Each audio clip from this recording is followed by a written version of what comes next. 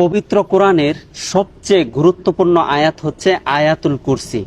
পবিত্র মাহে রমজানে আপনাদেরকে আমি আয়াতুল কুরসিটা পড়ে শোনাবো। একবার শুনবেন 70 বার পড়ার সওয়াব পাবেন। আর ভিডিওটা শেয়ার করে দিলে কোটি কোটি মানুষ শুনবে, আপনিও কিন্তু সওয়াব পাবেন ইনশাআল্লাহ। আউযু বিল্লাহি মিনাশ শাইতানির রাজীম। বিসমিল্লাহির রহমানির রহিম।